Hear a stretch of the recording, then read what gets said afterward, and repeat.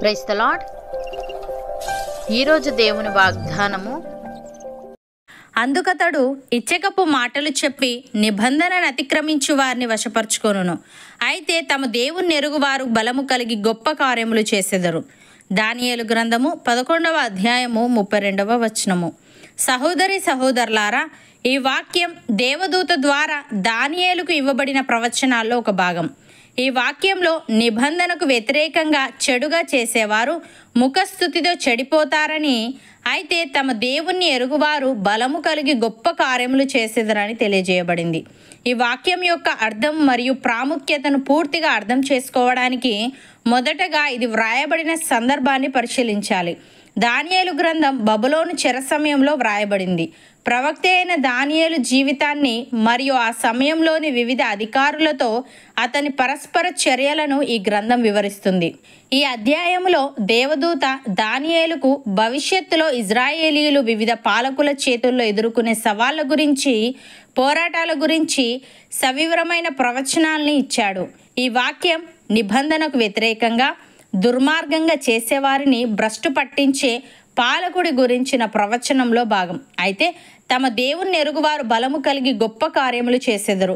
అవినీతి మరియు ప్రలోభాలకు ఎదుర్కొన్నప్పటికీ దేవుని ప్రజలు తమ నమ్మకాలకు మరియు నిబంధనకు కట్టుబడి ఉంటారు.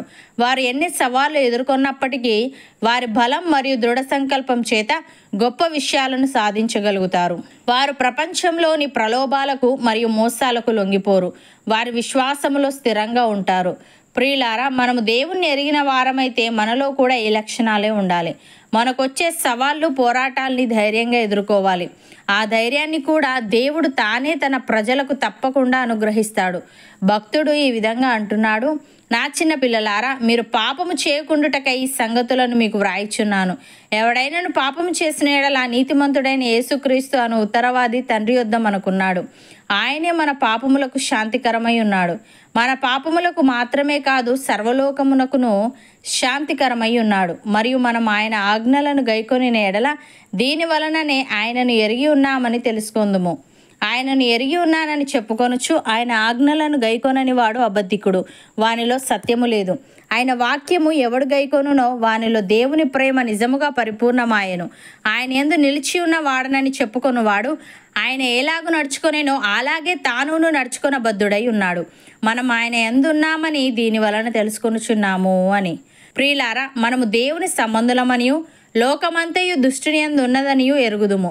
మనము సత్యవంతుడైన వానిని ఎరగవలనని దేవుని కుమారుడు వచ్చి మనకు వివేకం అనుగ్రహించి ఉన్నాడని ఎరుగుదుము. మనము దేవుని కుమారుడైన యేసుక్రీస్తునందున్న వారమై సత్యవంతుని యందున్నాము. ఆయనే నిజమైన దేవుడును నిత్య జీవమునై ఉన్నాడు. అపోస్తలుడైన పౌలు ఈ విధంగా అంటున్నాడు: ఈ యుగ సంబంధమైన దేవత అవిశ్వాసులైన వారి మనోనేత్రములకు గ్రొడ్డితనము కలుగజేసెను.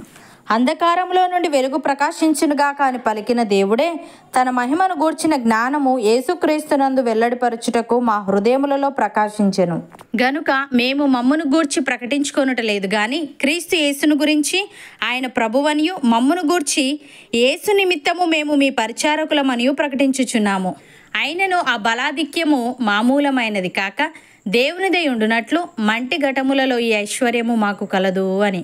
సహోదరి సహోదరులారా, మీరు వెలిగింపబడిన మీదట శ్రమలతో కూడిన గొప్ప పోరాటము సహించిన పూర్వపు దినములు జ్ఞాపకము తెచ్చుకొనుడి. ఒక విధముగా చూచితే మీరు నిందలను బాధలను అనుభవించుట చేత 10 మందిలో ఆరడిపడుతిరి. మరి ఒక విధముగా చూచితే వాటిని అనుభవించిన వారితో పాలివారలైతిరి. ఎలాగనగా మీరు ఖైదులో ఉన్నవారిని కరుణించి మీకు మరి శ్రేష్టమైనదియు స్థిరమైనదియునైన స్వాస్థ్యం ఉన్నదని ఎరిగి మీ ఆస్తి కోల్పోవుటకు సంతోషముగా ఒప్పుకొంటిరి. కాబట్టి మీ ధైర్యమును విడిచిపెట్టకుడి, దానికి ప్రతిఫలముగా గొప్ప బహుమానము కలుగును. మీరు దేవుని చిత్తమును నెరవేర్చిన వారై వాగ్దానము పొందు నిమిత్తము మీకు ఓరిమి అవసరమై ఉన్నది. అవును అన్నవారు నాతో పాటు ప్రార్థనలో ఏకీభవించండి. పరిశుద్ధుడా, ప్రేమగల తండ్రి, తమ దేవుని ఎరుగువారు బలము కలిగి గొప్ప కార్యములు చేసేదరని, ప్రపంచంలోని ప్రలోభాలకు మరియు మోసాలకు వారు లొంగిపోరని, వారి విశ్వాసములో వారు స్థిరంగా ఉంటారని తెలియజేశావు. తండ్రి, నీకు స్తుతులు. దేవా, మేము పాపము జోలికి వెళ్లకుండా నీ ఆజ్ఞలు గైకొంటూ నీలో స్థిరంగా ఉండుటకు సహాయము దయచేయమని, మేము నీ చిత్తమును నెరవేర్చిన వారమై వాగ్దానము పొందు నిమిత్తము మాకు ఓరిమి అవసరమై ఉన్నది గనుక మా ధైర్యమును మేము విడిచిపెట్టక దానికి ప్రతిఫలముగా కలుగు గొప్ప బహుమానమునందు మా దృష్టి నిలుపుటకు కృపచూపమని నీ కొరకు గొప్ప కార్యాలు చేసే ఆత్మీయత మాలో ప్రతి ఒక్కరికి నీవే దయచేయమని యేసుక్రీస్తు నామమున ప్రార్థిస్తున్నాము తండ్రి. ఆమేన్.